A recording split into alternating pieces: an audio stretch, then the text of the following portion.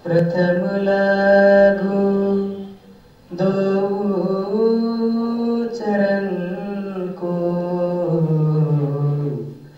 धनियेन छुड़ायो खिन लाख तली लागे दिया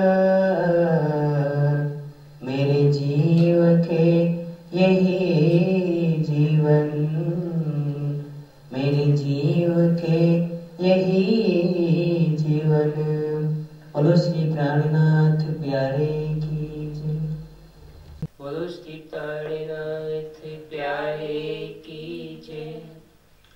श्री महामती कहे ए साथ जी शास्त्र कहे यो कर आगे अपनी बितक सो लीजे चित धर सो लीजे चित धर। महाकारण अब कहूँ फिर के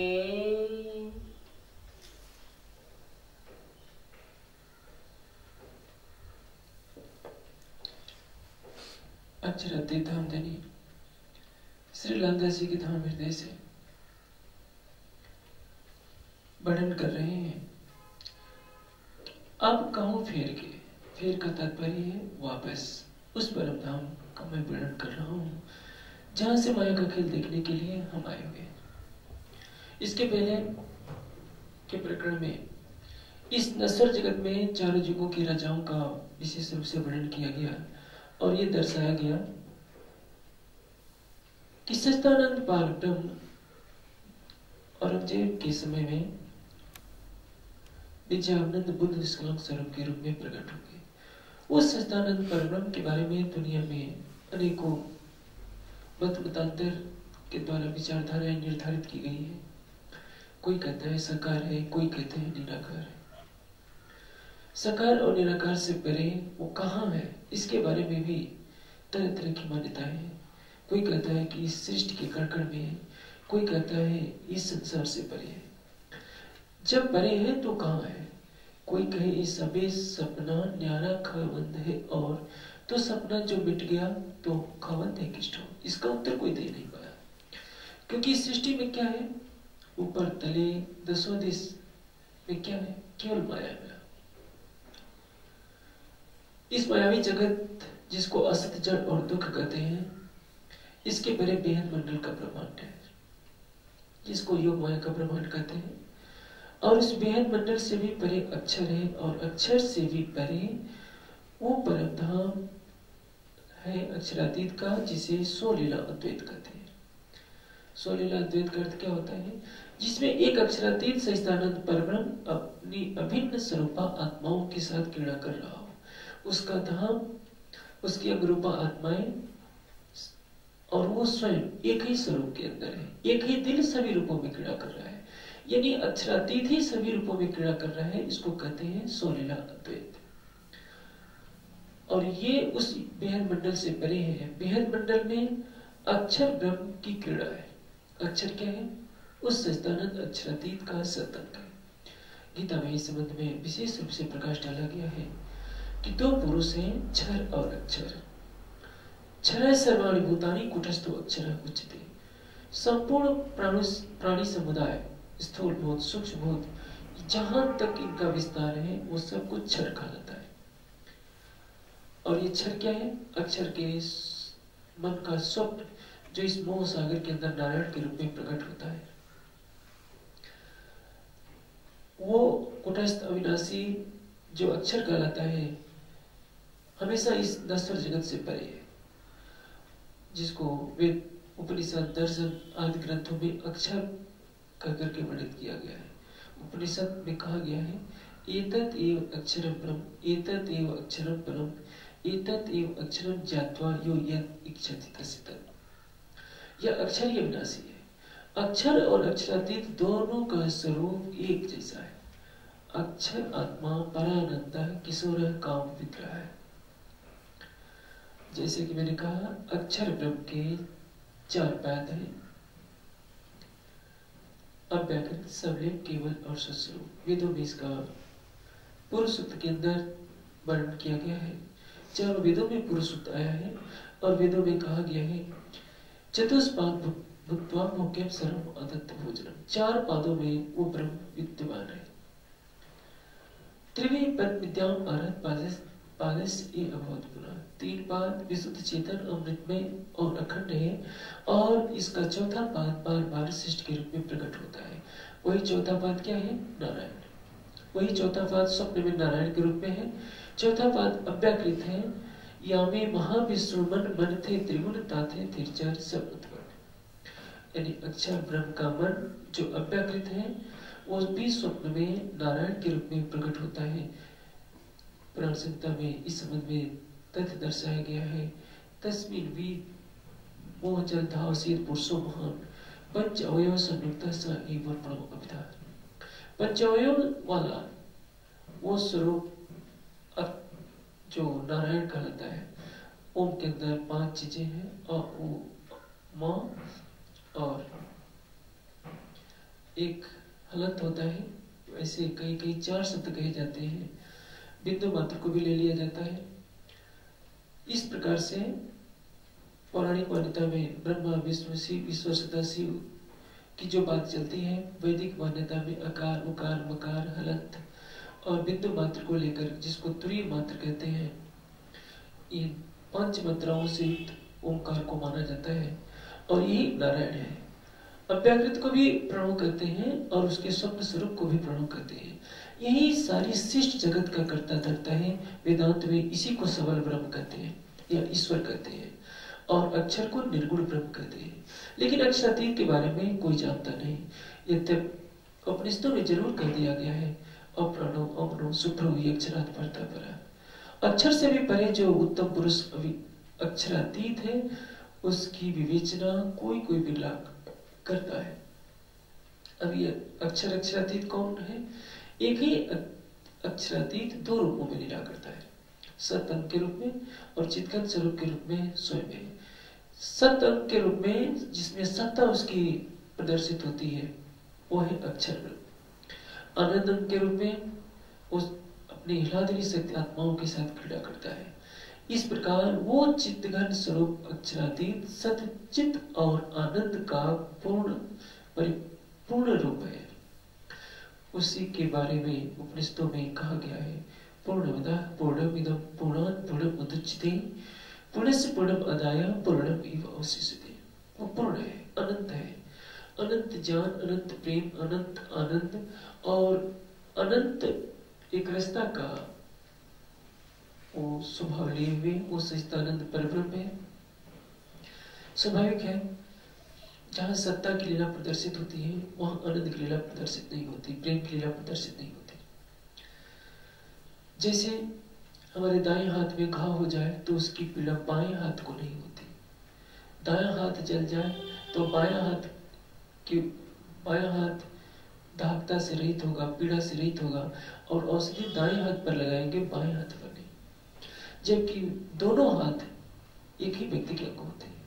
उसी तरह से अक्षरातीत चित्तघन स्वरूप के सत अंग से जो सत्ता की लीला होती है जिसे असंख्य ब्रह्मांड बनते हैं और लय को प्राप्त हो जाते हैं और उसके अनंत अंग जिनको तारतम्यवाणी की भाषा में श्यामा जी कहते हैं, शास्त्रों की भाषा में स्वामी कहते हैं, उसकी लादिनी स्वरूपा आत्माएं हैं। वैसे तो वो अनंत है लेकिन इस दुनिया की भाषा में उसको 12,000 करके संबोधित किया जाता है। सत्य ने आनंद को नहीं देखा, आनंद ने सत को नहीं देखा। अक्षरातीत ने अपने दिल में लिया कि मैं इनको अपने स्वरूप की पूर्ण पहचान करूं। मेहर का दरिया दिल में लिया तब लोगों के दिल में खेल देखने का ख्याल उपजा। आनंदन चाहता है कि मैं सत्य को देखूं और ये लीला अक्षरातीत के द्वारा प्रेरित की गई। एक बार अक्षर ब्रह्म अक्षरातीत का दर्शन करने के लिए जैसे ही आए। अब प्रश्न ये होता है कि क्यों आते हैं? अक्षर ब्रह्म की लीला 9 रसों में संपादित होती है। केवल ब्रह्म का स्वरूप अक्षर ब्रह्म के हृदय में है। केवल ब्रह्म में 9 रसात्मक भूमिका है। 9 रसों में हास्य है, करुण है, विभत्स है, वियोग है, वात्सल्य है, ये सारे 9 रस होते हैं। केवल ब्रह्म की विशेषता है कि अल्प समय के लिए वियोग होगा, और अक्षर का हृदय जो उस प्रेममय लीला को देख करके आनंदित रहता है, पल भर के वियोग से होने वाली रस की भरपाई करने के लिए, वो अक्षरातीत का दर्शन करने के लिए परम धाम में विराजमान उनके धाम में प्रवेश करते हैं। उनका दर्शन करके जैसे ही आते हैं वो लीला पुनः शुरू हो जाती है, क्योंकि चेतन को प्रेम, शांति और आनंद हर चेतन को चाहिए, चाहे वो अक्षर हो, चाहे नारायण हो, चाहे अन्य संसार के प्राणी क्यों हो। अक्षर को परम धाम की लादनी स्वरूपा आत्माओं ने देखा और अक्षर ने उनको देखा। दोनों में एक दूसरे को जानने की उत्कंठा पैदा हुई, और ये उत्कंठा स्वयं राज्य ने उनके अंदर पैदा की। रूहें बेनियाज थी, बीज पका 12,000। बेनियाज थी, बेसुध थी, क्योंकि परमधाम की आत्माएं अनंत प्रेम में इतनी डूबी रहती थी कि उनको अपनी सुध ही नहीं थी। और अक्षरातीत ने क्या लिया? एक तो बादशाही अर्श की, दूजी वाहिदत का इश्क, 100 दिखलाने रूहों को पहले दिल में लिया हक। वाहिदत के इश्क की पहचान क्या है? एक दिली का इश्क, जिसमें अक्षरातीत का ही प्रेम दूसरे स्वरूप में श्यामा जी के रूप में क्रीड़ा कर रहा है, कहीं पर वो सखियों के रूप में क्रीड़ा कर रहा है। सखियां राज्य और श्यामा जी दोनों को रिझा रही है, श्यामा जी राज्य को रिझा रही है। वास्तव में क्या है? राज्य सखियों और श्यामा जी के रूप में होकर क्रीड़ा कर रहे हैं। इसलिए राज्य का कहना यह रहता है कि मैं ही सबको रिझाता हूं, आशिक मैं हूं। सखियां चूंकि प्रत्यक्ष रूप में राज्य श्यामा जी को रिझाती है, उनका कहना यह है कि आशिक हम हैं, और श्यामा जी का कहना है यह है कि मैं आपकी लादनी शक्ति हूं, इसलिए मैं सबको रिझाती हूं। तीनों अपनी जगह पर सही है, क्योंकि उस वहदत के अंदर जिसको एकत्व कहते हैं, एक ही दिल तो सबका है, और सभी एक दूसरे को रिझा रहे हैं, तो सभी तो कहेंगे ही कि हम आपको रिझा रहे हैं। लेकिन स्वलीला अद्वैत की विशेषता ये होती है कि उसमें अक्षरातीत के सिवा और कोई है ही नहीं। लीला रूप में अनेकों दिख रहे हैं। पानी जब बर्फ के रूप में होता है तो घनीभूत कहलाता है, बहने लगता है तो द्रवीभूत कहलाता है। अक्षरातीत श्री राज्य क्या है? घनीभूत रूप, और द्रवीभूत के रूप में वो श्यामा जी सखियों, खूब खुशहालियों, 25 पक्षों के रूप में वही लीला कर रहे हैं। द्रव्य तो एक ही है। पानी यदि कहने लगे बहता हुआ कि मैं बर्फ से अलग हूं, तो इसकी भ्रांति है। इसी तरह से सखियों को ये बताना था कि सखियों, तुम्हारे रूप में मैं ही लीला कर रहा हूं। और चूंकि सखियों को ये बात मालूम नहीं थी, इसलिए जब से ये सृष्टि थी तब से, जब से परमधाम है। परमधाम कब से है? अनंत काल से, अनादिकाल से। अक्षर अनादिकाल से है, अक्षरातीत अनादिकाल से है, और अक्षर का बेहद मंडल भी अनादिकाल से है। अनादिकाल से इस सृष्टि की उत्पत्ति, पालन और संहार होता आ रहा है। ये माया आदि अनाद की चली जात अंधेर, निर्गुण सरगुण होय के सफिरे के वे। अनादि अक्षर के द्वारा अनादिकाल से सृष्टि की उत्पत्ति, पालन और संहार होता आया है, और अनंत काल तक होता रहना है। क्योंकि परब्रह्म और उनके सतंग दोनों की लीला अनंत है। हाँ, उनके स्वप्न में जो नारायण का रूप बनता है, वो जब तक सृष्टि रहती है तभी तक उनका अस्तित्व रहता है। स्वप्न अवस्था के लय होने के बाद उनका भी लय हो जाता है, अपने मूल स्वरूप को प्राप्त हो जाते हैं। अक्षर ब्रह्म जब दीदार करने जाते हैं तो उन्होंने परम धाम की लादनी स्वरूपा आत्माओं को देखा। उनके मन में इच्छा हुई कि मैं इस प्रेम लीला को तो देखूं जो अक्षरातीत अपनी अंगनाओं के साथ करते हैं। और अक्षर को देखने के पश्चात सखियों के अंदर इच्छा पैदा हुई कि ये जो हमारी प्रीतम का सतंग है, इसकी उस लीला को देखें। प्रेम संवाद तो ये लंबे समय से चला रहा था। प्रेम रबन में हुआ हूं कमाल, ये प्रेम संवाद क्यों चला रहा था? क्योंकि सबका दावा सही है। स्वलीला अद्वैत के अंदर हर स्वरूप अक्षरातीत का ही स्वरूप है, इसलिए हर कोई दूसरे को अपने से अनंत गुना चाहता है। और चाहने वाला तो दावा करेगा कि हम आपको चाहते हैं, लेकिन अक्षरातीत को पहचान कराना है कि मैं ही अक्षर हूँ, मैं ही श्यामा जी हूँ, मैं ही सखिया हूँ, मैं ही 25 पक्ष हूँ, मेरे सिवा परम धाम में अन्य कोई भी नहीं। लेकिन परम धाम में रहकर ये भेद कोई भी नहीं समझ सकता था। ये भेद बताने के लिए राजी ने ही अक्षर के दिल में डाला कि वो परम धाम की लीला देखने की इच्छा करे, और सखियों के दिल में डाला कि वो माया की लीला देखने के लिए इच्छुक हो। और तब सबने मांग की। परम धाम में ये काफी रब्त चलता रहा। उनकी इच्छा पूरी करने के लिए अक्षरातीत को इस खेल में आना पड़ा, अपनी अंगनाओं के साथ और अक्षर के साथ। इसको कहते हैं आदि अनादि फल का ही वो सोए। अनादि की लीला देखना चाहते हैं अक्षर, और आदि की लीला देखना चाहती हैं अक्षरातीत की अंगरूपा आत्माएं। इस प्रेम संवाद का, जिसको कहते हैं खेल का महाकारण, खेल का कारण कौन है? अक्षर। क्योंकि अक्षर की स्वाभाविक प्रवृत्ति है कोट ब्रह्मांड नजरों में आवे, खिन में देख के पल में उड़ावे।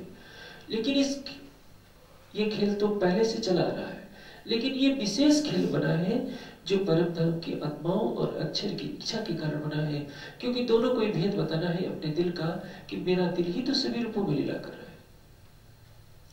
अब अक्षरातीत सबसे पहले ब्रज में आते हैं अपनी आत्माओं के साथ। सबको विदित ही है कि मथुरा में कंस नाम का एक राजा राज्य करता था, जिसने अपने पिता उग्रसेन को भी सिंहासन से उतारकर गद्दी पर अधिकार कर लिया था। और ये कंस पूर्व जन्म में कालनेक नाम का राक्षस था। अपने पूर्व संस्कारों के कारण वो सब पर अत्याचार करना चाहता था, अपनी आसुरी संस्कृति को फैलाना चाहता था। एक बार कंस जब अपनी चचेरी बहन देवकी को जिनका विवाह वसुदेव के साथ हुआ था, रथ पर चढ़ाकर विदा करने ले जा रहा था, रास्ते में आकाशवाणी होती है कि रे कंस, जिस बहन को तू इतने प्यार के साथ ले जा रहा है, उसी के 8वें पुत्र के द्वारा तेरा अंत हो रहा है। यह सुनकर कंस ने अपनी बहन को मारने के लिए तलवार उठाई। वसुदेव ने उनको रोका, कहा कि स्त्री के ऊपर हथियार उठाना और वो भी भाई का अपनी बहन की हत्या करना धर्म नहीं है। आपको देवकी के पुत्रों से डर है तो मैं सौगंध खाकर कहता हूँ कि देवकी की जितनी संतानें होगी जन्म होते ही आपको सौंप दिया करूंगा, फिर आप उनको जो करना हो कर सकते हैं। कंस मान गया और उनको कारागार में डाल देता है। 6 पुत्रों को कंस ने मार डाला। वसुदेव जैसे ही बच्चे का जन्म होता है उनको दे आते हैं और कंस मार डालता है। 7वें गर्भ में अधूरापन हो जाता है। इसकी लीला ऐसी है कि 7वां गर्भ अधूरा रह जाता है और भगवान विष्णु की माया से वो गर्भ वसुदेव की दूसरी पत्नी रोहिणी की गर्भ में स्थापित किया जाता है। कंस के डर से वसुदेव ने अपनी पत्नी रोहिणी को अपने मित्र नंद यशोदा के यहाँ रख दिया होता है। देवकी का 8वां गर्भ होता है, उसमें स्वयं विष्णु भगवान प्रकट होने वाले होते हैं। जन्म से पहले सभी देवगण स्तुति करके चले जाते हैं। उस समय रोहिणी नक्षत्र होता है। रात्रि के 12 बजे में चारों तरफ घनघोर वर्षा हो रही होती है। तो और उस समय में जब भादव का महीना, अष्टमी का दिन, चारों तरफ घना अंधकार, ऐसे समय में भगवान विष्णु प्रकट होते हैं। और उनके प्रकट होने का भी विशेष कारण है, क्योंकि सच्चिदानंद परब्रह्म अब उसी तन में विराजमान होकर लीला करेंगे। क्योंकि अक्षर या अक्षरातीत कभी किसी मानव तन में गर्भ में नहीं आ सकते, न परम धाम की आत्माएं आ सकती। और इसलिए जैसे ही जन्म होने का समय होता है, भगवान विष्णु अपने तेजोमयी स्वरूप में प्रकट होते हैं। उनको देखकर वसुदेव और देव की स्तुति करते हैं भगवान विष्णु बताते हैं कि देखो वसुदेव, तुम पूर्व जन्म में सुतपा नाम के चक्रवर्ती राजा थे और ये देवकी वृष नाम से तुम्हारी पत्नी थी। तुमने बहुत लंबे समय तक घोर तप किया था। स्वयंभू मनवंतर की ये बात है। तुमने घोर तप के पश्चात यही कामना की कि मैं तुम्हारा पुत्र बनूं। मैंने निर्णय किया कि इस सृष्टि में मेरे जैसा कोई व्यक्ति तो नहीं है, इसलिए मुझे ही तुम्हारा पुत्र बनना पड़ेगा। और तुम्हारी इच्छा को पूर्ण करने के लिए तुम्हारे गर्भ से मैं उत्पन्न हुआ पहली बार। दूसरी बार तुम कश्यप बने और ये देवकी अदिति बनी। कश्यप और देवकी के गर्भ से मैं उपेंद्र के नाम से प्रसिद्ध हुआ, जिसको वामन भी कहते हैं। तीसरी बार तुम वसुदेव बने हो और ये देवकी। परिणाम, अब तीसरी बार मैं तुम्हारे पुत्र के रूप में अवतरित होने जा रहा हूँ। मैं अभी बालक के रूप में प्रकट हो जाऊंगा। मुझे ले जाकर नंद के घर रख आना। तुम बाहर निकलोगे तो तुम्हारे जितने पहरेदार हैं सभी सोए हुए मिलेंगे। तुम्हारी हथकड़ी बेड़ी खुल जाएगी। वहां एक बालिका पड़ी होगी, उस बालिका को लाकर के कंस को दे देना है, यानी देवकी के बगल में लिटा देना है। कंस उस बालिका का चाहे जो करे, आपको कोई चिंता करने की जरूरत नहीं है। यह कहकर विष्णु भगवान ने एक छोटे बालक का रूप धारण कर लिया। अब उस बालक को सूप में बैठाकर लेकर चलते हैं। विष्णु भगवान रूप उस बालक को वसुदेव जी, वसुदेव गोकुल ले चले, ताई ने कही अवतार, सो तो नहीं इनात का अखंड लीलाए बार। क्योंकि जन्म किसका होता है? जीव का।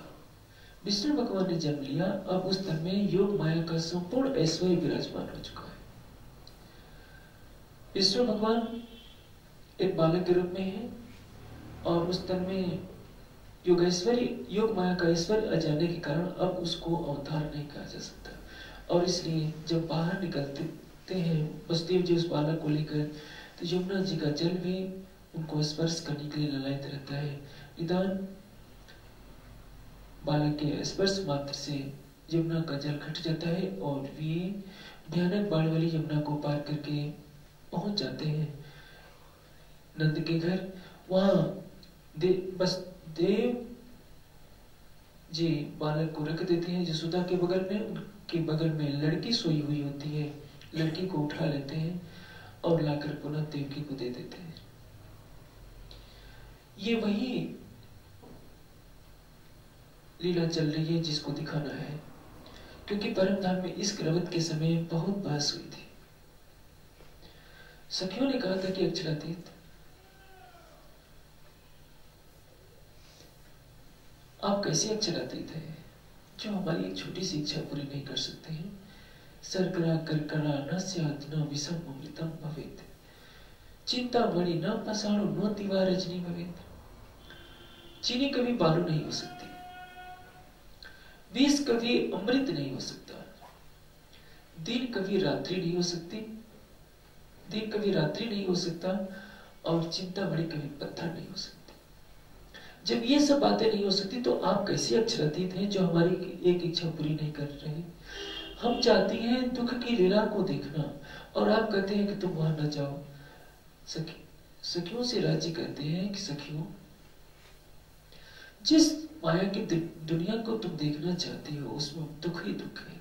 काम क्रोध मद लोभ अहंकार रूपी शत्रु तुम्हें डसने के लिए। वहां तुम मुर्दों का वास देखोगे, वहां मुझे जाकर के भूल जाओगी। फूल पद्म सरस्त तृष्णाम अनुधावत माम अनंतम परित्यज्य पाषाणं पूजिष्यते। तो मुझे भूलकर पत्थरों की पूजा करोगी। इस परम धाम में तो तुम कमल से भरपूर सरोवरों को छोड़कर मृगतृष्णा वाले संसार में जाने की इच्छा कर रही हो। यहाँ जो अनंत आनंद है वहां तो आनंद नाम की कल्पना भी नहीं। वहां मैं तुम्हें दिखूंगा नहीं। मेरे नाम पर अनेकों देवी देवताओं की कल्पना करके लोग पत्थरों को पूज रहे होंगे। जहां जाओगी वहां मूर्ति मूर्ति दिखाई पड़ेंगे। जन्म का मरण का कष्ट, काम क्रोध मद लोभ, हर जगह तृष्णा ही तृष्णा तुम्हारा पीछा कर रही होगी। इतनी भयंकर बहस के बाद तो इस खेल में आना हुआ था और अक्षरातीत को दिखाना है उन्हें माया की दुनिया का विकार क्या होता है, दुख क्या होता है, क्योंकि परम धाम में तो दुख नाम की कल्पना भी नहीं थी और ये दुख की लीला को देखने के लिए ये खेल बनाया गया है। यही खेल का महाकारण कहलाता है। अब वो सखियां कैसे है, नूरी तन से तो अपने आ नहीं सकती, क्योंकि वहां के एक कंकड़ी के द्वारा इस सारे ब्रह्मांड का सिद्ध समाप्त हो जाएगा। कंकड़ी उड़ावे अर्श की ये जो चौधरी तब, वो असत्य है। ये जगत तो असत्य मिथ्या है। सत्य के सामने वाला झूठ कहां से टिक सकता है। इसलिए परम धाम की आत्माओं की जो सुरता है इस नश्वर जगत में ब्रज के अंदर गोपियों के तनों में प्रविष्ट हुई। यो उपजे हम ब्रिज बधुचन।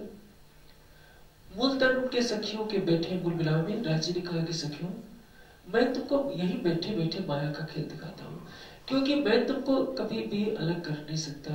मैंने तुमको बार बार मना किया है और तुम बार बार कहती हो कि 100 बार देखो अजमाए कि तो भी न भूले। तो यही लीला होने जा रही है।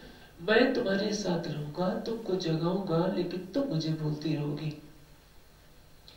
अब राज्य के सामने मूल मिलावे में सखियां बैठ गई हैं। इसी को कहा जा रहा है अब कहो फेर के मूल मिलावे की भी तक। ये मूल मिलावा क्या है?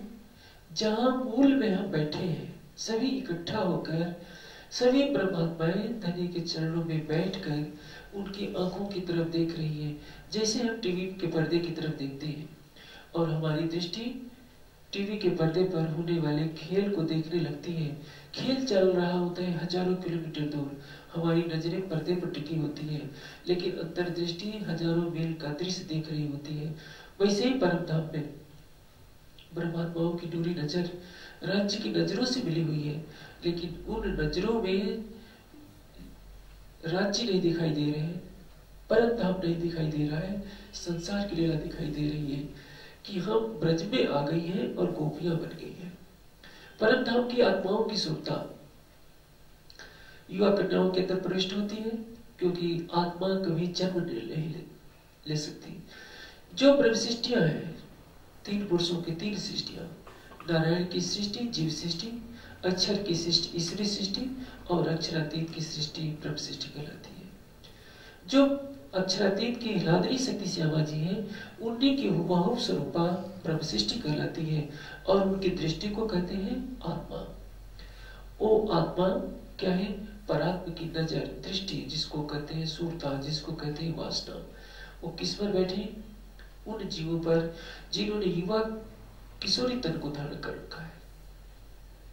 गर्भ में आएगा जीव और उस जीव पर दृष्टा होकर के खेल के रूप में कौन देखेगा? परम धाम की परमात्मा। और उसी तरह से अक्षर ब्रह्म ने 24,000 सुरताओं को धारण किया, जिनको कहते हैं कुमारिका। अक्षर को खेल देखने की इच्छा थी, इसलिए अक्षर ब्रह्म ने अपने संकल्प से 24 सखियों का रूप धारण कर लिया। जो आत्माएं, जो सखियां अति छोटी लड़कियों के ऊपर विराजमान हो गई, बालिकाओं के ऊपर, जिनको ब्रज में कुमारिका कहा जाता है। उस समय संपूर्ण ब्रजमंडल 84 कोस के अंदर था और जब वसुदेव जी बालक को नंद के घर पहुंचाते हैं, उस समय अक्षर की आत्मा प्रातः काल धनी का आवेश लेकर उस तक में प्रवेश करती है। मूल सूरत अक्षर की दे जिन देखो जाओ प्रेम से, सो सूरत धनी को ले आवेश नंद घर की ओर प्रवेश, नंद के घर में प्रवेश करती है। तो भुजा स्वरूप जो साम आत्म अक्षर जोश धनी धाम। आत्मा अक्षर की है, धनी का जोश है, धनी का आवेश है और उस तन में प्रविष्ट होते ही सखियों के मन में इच्छा पैदा होती है कि कब हम अपने धनी को देखें। परम धाम में एक पल का वियोग हो ही नहीं सकता। और यहाँ आने के बाद जब प्रीतम नहीं दिख रहे हैं तो उपजत ही मन आशा घनी, कब हम मिलसी अपने धनी। और वो सखियां नग से तक श्रृंगार सजकर अपने प्रीतम का दर्शन करने आती है। बालक कृष्ण जो रोहिणी नक्षत्र में वसुदेव के घर में जिस बालक का जन्म हुआ था, उनका नाम रखा गया हुआ है कृष्ण। इसकी भी एक विशेष कहानी है, घटनाक्रम कि एक बार भगवान विष्णु ध्यान में बैठ गए थे। महेश्वर तंत्र के अंदर ये वर्णन आता है। महेश्वर तंत्र नारद पंचरात्र के अंतर्गत आता है। ध्यान में इतने डूब गए कि उनको अपने शरीर की सुध नहीं रही। लक्ष्मी जी ने उन्हें ध्यान करते हुए देखा, पूछ बैठी कि प्रभु आप किसका ध्यान करते हैं? भगवान विष्णु कहते हैं कि लक्ष्मी तुम सारे प्रश्न पूछो, लेकिन ये मत पूछो कि मैं किसका ध्यान कर रहा हूँ, क्योंकि जिसका मैं ध्यान करता हूँ वो मनमानी से सर्वथा करे। लक्ष्मी जी हट पर आ गई। विष्णु भगवान ने बार बार माना, लेकिन वो नहीं मानी। अंत में जाकर वो सुमेर पर्वत पर घोर तप करने लगी। उनके तप से सभी देवता घबरा गए, क्योंकि उनका शरीर सूख कर कांटा हो गया। ऐसा लगता था कि उनके शरीर से योगाग्नि प्रकट हो रही है, जो सारे संसार को जगा डालेगी। अब भगवान विष्णु के पास ब्रह्मा जी जाते हैं, क्षीर सागर जाते हैं कि भगवान आप किसी तरह से लक्ष्मी को सांत्वना दीजिए। विष्णु भगवान लक्ष्मी जी के पास आते हैं और कहते हैं कि लक्ष्मी जी, चाहे तुम कितनी भी तप कर लो, लेकिन जो शब्दातीत है उसका मैं कैसे वर्णन करूं? जो वाणी में आता ही नहीं उसके बारे में बताना मेरे लिए संभव नहीं है। इसलिए यदि तुम्हारा हट है तो मैं तुम्हारे लिए एक शुभ सूचना देता हूं कि ये याद कुल जातस्य यदु राजस्य वेस्मन्य वासुदेवो अहम भविष्यामि कृष्णाम इति विस्तृता। ययाति के कुल में मैं विष्णु वसुदेव के पुत्र के रूप में उत्पन्न होगा और उसमें मेरा नाम कृष्ण होगा। तो अभी रुक्मिणी भविष्य वरांगने, और तुम्हारा नाम उस समय रुक्मिणी होगा। जब मेरा तुम्हारा विवाह होगा तो मैं लीला करके बता दूंगा कि मैं किसका ध्यान करता हूँ। वही भगवान विष्णु जिन्होंने लक्ष्मी को वर दिया था, समय के साथ श्री कृष्ण का तन धारण करते हैं और उस तन में आत्मा बच्चा जोशधरी धाम में प्रवेश किया। अब प्रेम लीला शुरू हो जाती है, क्योंकि अक्षर की आत्मा को दिखाना है प्रेम कहते किसको है, सखियों को दिखाना है माया किसको कहते हैं। दोनों की इच्छा है और दोनों की इच्छा ब्रज में पूरी करनी है। सखियां श्री कृष्ण को घर ले जाती है, तरह तरह से खिलाती है। बाला कृष्ण बहुत ही मनोहर, रूप से भी मनोहर है, वाणी से भी मनोहर है और लीला से भी मनोहर है। उनकी नटखट छवि, नटखट लीला सबके दिलों में चुभी रहती है। घर घर जाकर माखन चोरी करना उनका एक स्वभाव बन चुका है। अभी बाल्यावस्था ही होती है, दूध ही पी रहे होते हैं, तभी कंस के द्वारा भेजी हुई पुतना राक्षसी जो उनको दूध पिलाकर मारना चाहती है, वो मारी जाती है। और ये सारा मारने का कार्य कौन कर रहा है? जो विष्णु भगवान है वही मारते हैं। अक्षरातीत किसी राक्षस को नहीं मारते, क्योंकि उनकी तो कृपा दृष्टि सारे ब्रह्मांड को मुक्त करने के लिए।